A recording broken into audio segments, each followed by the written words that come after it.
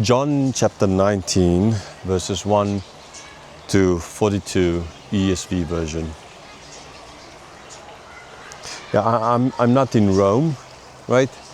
Although this happened, the crucifixion assembly happened in Jerusalem, but the Romans were the one who crucified him.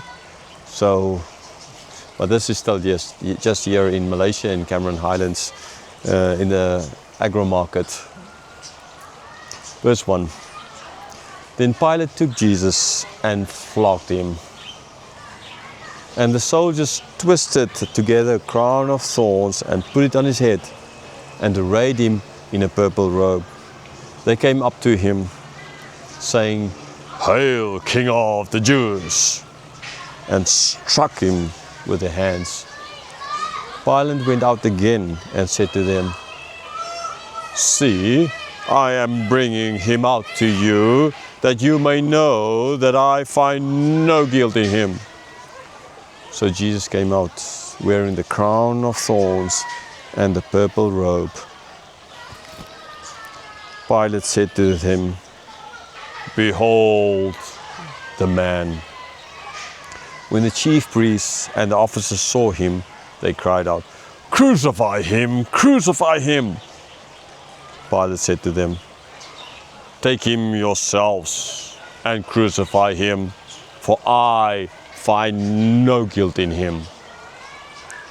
The Jews answered him, "We have a law, and according to that law, he ought to die, because he has made himself the Son of God."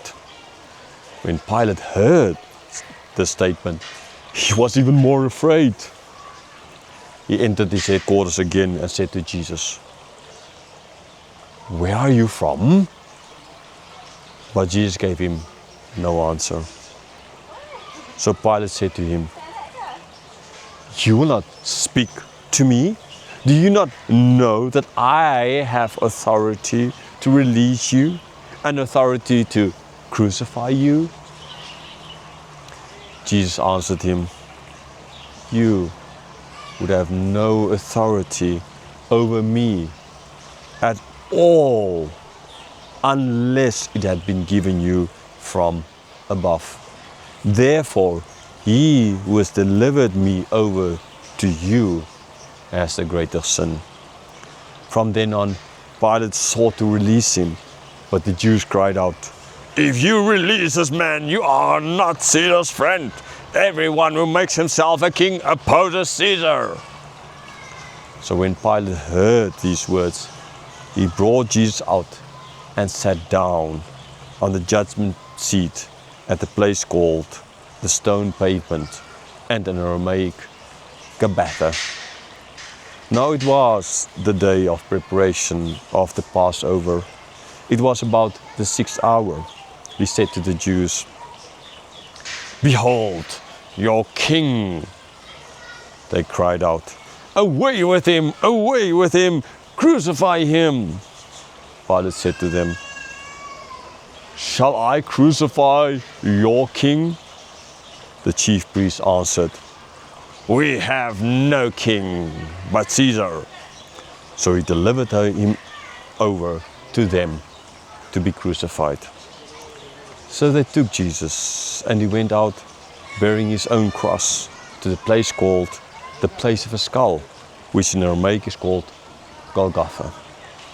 There they crucified him, and with him 2 others, one on either side, and Jesus between them. Pilate also wrote an inscription and put it on the cross. It read, "Jesus of Nazareth, the King of the Jews." Many of the Jews read this inscription, for the place where Jesus was crucified was near the city, and it was written in Aramaic, in Latin, and in Greek. So the chief priests of the Jews said to Pilate, "Do not write the King of the Jews, but rather this man said, 'I am King of the Jews.'" Pilate answered, "What I have written, I have written." When the soldiers had crucified Jesus, they took his garments and divided them into 4 parts, 1 part for each soldier, also his tunic. But the tunic was seamless, woven in one piece from top to bottom. So they said to one another, "Let us not tear it, but cast lots for it to see whose it shall be." This was to fulfill the scripture which says, "They divided my garments among them, and for my clothing they cast lots." So the soldiers did these things. But standing by the cross of Jesus were his mother and his mother's sister, Mary, the wife of Clopas, and Mary Magdalene. When Jesus saw his mother and the disciple whom he loved standing nearby, he said to his mother, "Woman, behold your son." Then he said to his disciple, "Behold your mother." And from that hour, the disciple took her to his own home. After this, Jesus, knowing that all was now finished, said, to fulfill the scripture, "I thirst." A jar full of sour wine stood there, so they put a sponge full of the sour wine and a hyssop branch and held it to his mouth. When Jesus had received the sour wine, he said, "It is finished." And he bowed his head and he gave up his spirit. Since it was the day of preparation, and so that the bodies would not remain on the cross on the Sabbath, for that Sabbath was a high day, the Jews asked Pilate that their legs might be broken and they might be taken away. So the soldiers came and broke the legs of the first and of the other who had been crucified with him. But when they came to Jesus and saw that he was already dead, they did not break his legs. But one of the soldiers pierced his side with a spear, and at once there came out blood and water. He who saw it has borne witness. His testimony is true, and he knows that he's telling the truth, that you also may believe. For these things took place that the scripture might be fulfilled. Not one of his bones will be broken.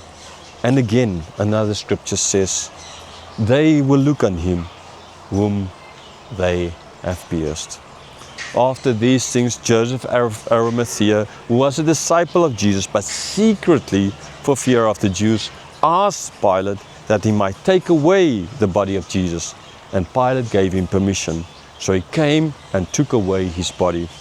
Nicodemus also, who earlier had come to Jesus by night, came bringing a mixture of myrrh and aloes, about 75 pounds in weight. So they took the body of Jesus and bound it in linen cloths with the spices, as is the burial custom of the Jews. Now in the place where he was crucified, there was a garden, and in the garden a new tomb in which no one had yet been laid. So because of the Jews' days of preparation, since the tomb was close at hand, they laid Jesus there.